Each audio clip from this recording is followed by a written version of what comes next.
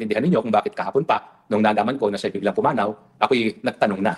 Yan ba ay pumanaw dahil suicide, dahil aksidente, o dahil itinulak? Oh, yan. May tanong na si Harry Roque. Yan ba talaga ay pumanaw dahil aksidente o dahil itinulak? So, expect nyo na po sa bidyong ito na ikukunik po ito ni Harry Roque sa administrasyon kay Pangulong Bongbong Marcos. Baka sabihin niya na naman dito utos siya ng Pangulo. Sarap mo pakainin ng no? Tubig. Sige, tuloy natin. Ang aking kutob, meron po mga gusto na patahimikin si Yusek Cabral. Ano ba mga bagay-bagay na lilitisin ngayon? Well, lilitisin po yung mga ghost projects. Now, para malaman natin kung sinong kumita sa mga ghost projects, yung mga kontratista naman yan. May sabi-sabi ngayon na itong si Cabral ba? Itong si Yusek Cabral ba, pumanaw ba talaga? Siya ba talaga yung bangkay? Mukha niya ba talaga yun? Kasi wala po tayo nakita nakatawan diba? Wala po tayo nakita na katawan. Kahit man lang sana yung katawan yung makita tapos naka-blurred yung mukha, diba? Wala At saka nakakaduda mga pre kasi ano siya, yung kanyang partner, okay? Ayaw nang paimbestigahan yung bangkay. Parang kulang lang sabi niya, bakit yung paimbestigahan yan? Hindi na kailangan. Hihiwain niyo pa yung katawan yan. Kawawa naman yung bangkay, patay na nga Diba? So, hindi po pwede yun. Hindi katanggap-tanggap yan. Dapat, kung totoong bangkay yan at ihiwain yung katawan, dapat lang. Grabe yung ninakaw niyan Diba? O para masatisfied lang yung taong bayan, kung totoo bang patay na yan o hindi. Diba? Kahit hiwain pa yan, okay lang. Dami namang ninakaw Diba? Pero ang tanong, bakit ayaw? Ayaw pa paimbestigahan yung bangkay ni Cabral. Kasi kahit ako nagtatanong na rin ako ngayon sa sarili ko, siya ba talaga yan? Siya ba talaga yan o drama lang? Kunyari patay na pero buhay pa pala. Tapos, ibang katawan pala yung nandun. Ano sa tingin niyo mga pre? Ako'y nagdududa lang naman. Nagtatanong lang din ako. Diba? Ay kasabuatan lamang ng mga taong politiko. Dahil yung mga taong politiko ang tumatayong proponent ng proyekto. Hindi naman niya mabibuild kung walang proponent. At alam niyo naman po siguro kung paano na ang pakulo nila. No? Ang mga kongresista, kaya naman niya nakakakurakot galing sa pondo ng taong bayan dahil nagre-report sa kanila yung kanilang mga district engineer.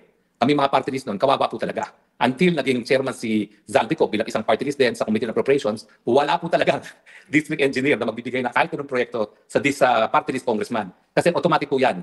Lahat ng proyekto sa isang distrito, magre-report ang district engineer sa district congressman. Pero, yan naman po, may formula dyan si Yusek Cabral na walang segusan. Hindi po maintindihan yung kanyang formula, pero lumalabas, kada distrito ay merong minimum na 1 billion ang mga kongresista.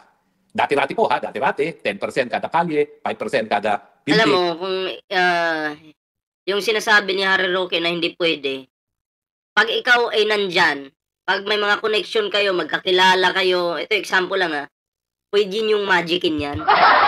Lalo na't nagkakaisa kayo, nagkakasundo kayo. Kayang magicin yan. Maraming paraan kung gusto mo talagang magnakaw. Diba? Ay, nako. Harry Roque, ikaw nga, tagapagsalita ka ng Malacanang noon Ang dami mong nanakaw Nakikinabang ka rin sa pera ng taong bayan. Diba? Yung nakaw ni Digong, meron ding napupunta sa'yo. Kaya nga, timpayaman kayo Wag kami! Bobo! So, the average, meron 100 million ng isang congressman na tongpats. Ngayon po, naging napakataas na up to 70%. Hindi naman po siguro yan. Gusto ko, asan ba yung bumanat siya dun kay...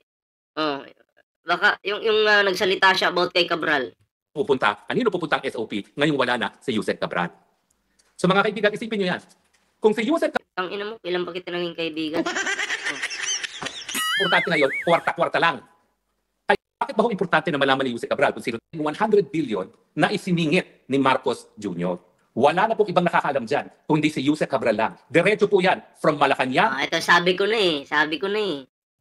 wala nang 100 billion daw siningit ni PBBM. Tapos ang nakakaalam lang si Cabral. Pero dahil namatay si Cabral, sasabihin nila ngayon, pinapatayan ni PBBM. Oh.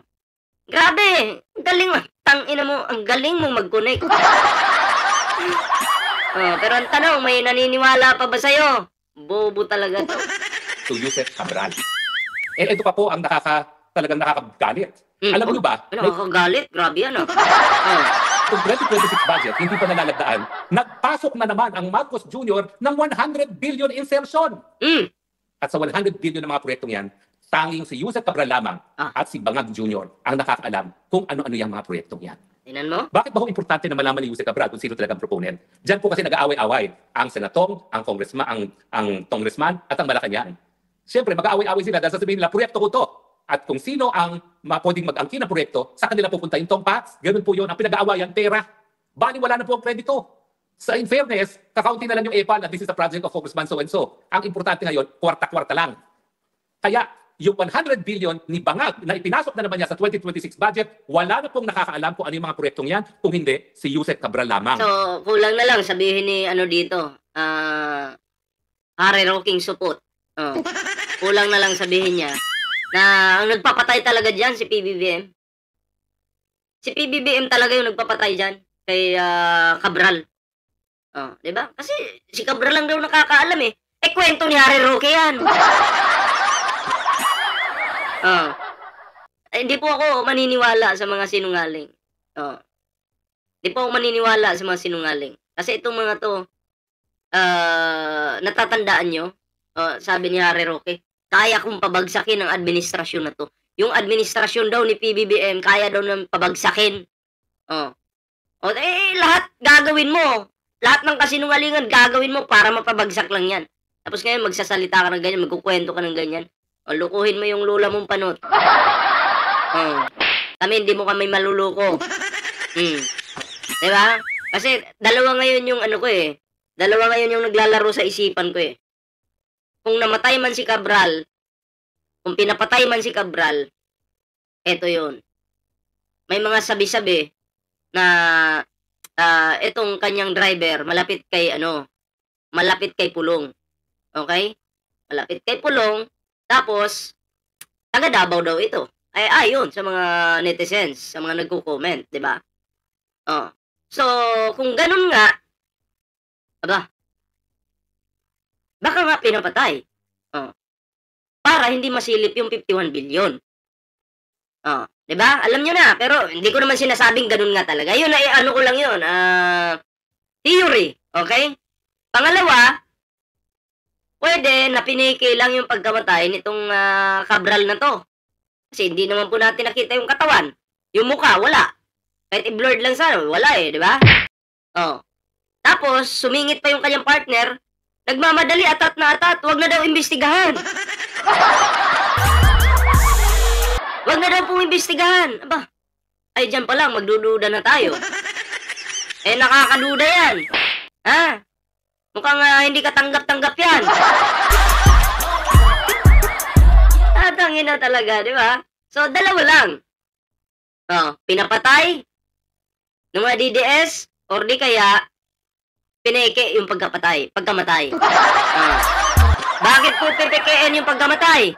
Para yung kanyang kaso, malusutan niya. Ganun lang. Diba? Kaya, basta mga magnanakaw po lahat, gagawin nila. Malinlang lang ang taong bayan. Ganun po yan. Kaya, imposible ding maniwala. Pag mga DDS po yung nagbalita, lagay nyo po sa isipan nyo. Automatic fake news yan. Subok nyo na naman eh. Di ba? Subok nyo na. Na fake news tong mga to. At ang Marcos Jr. Siguro, mag-aaway-away ngayon sila. Dahil wala na si Yusek Cabral at hindi naman siguro ipapasabi ni Marcos Bangag Jr. na sa kanya yung proyekto, mag-aaway-away sila para sa SOP. Ang mangyari dyan, yung mga kontratista nila maglalabanan at harinawa sana makakuha ng pinakamababang presyo ang taong bayan na magbabayad ng proyekto. Dahil lamang hindi alam kung sino pupunta, kanino pupunta ang SOP, ngayong wala na si Yusek Cabral. So mga kaibigan, isipin nyo yan. Kung si Yusek Cabral lang ang may alam, bukod kay Marcos Jr., kung ano-ano yung 100 bilyong mga proyekto na ipinasok nila noong 2025 at yung 100 billion na ipinasok na naman ng 2026. Sino kaya ang gustong magpatahimik kay Yusek Cabral? Yan ang sinasabi ko eh. Tuloy mo lang. Wala akong sinasabi. Hindi ko pinagbibitangan si Bagabi Jr. Bahala na kayong magkaroon ng sarili niyong konklusyon. Pero alam ko naman, matatalino kayo. Matatalino talaga kami. Alam namin, kung totoo talagang namatayan at may foul play, kampo ng mga Duterte. Baka lang naman. Kasi, baka maipit si 51 billion eh. Ano ka ba? Marami pa namang nalalaman itong si Cabral kay 51 billion. Marami. Baka mamaya mabuking si 51 billion, di ba? Malamang sa manalamang dahil sinabi mong matalino kami. Yan, sinagot ko na. Sinabi ko na yung feeling ko lang naman, di ba? Theory ko lang naman 'yon. Base 'yun sa aking pag-analyze sa mga issue ngayon, di ba? So, kayo mga pre, anong reaction nyo dito sa mga pinagsasabi ni Harry Roque?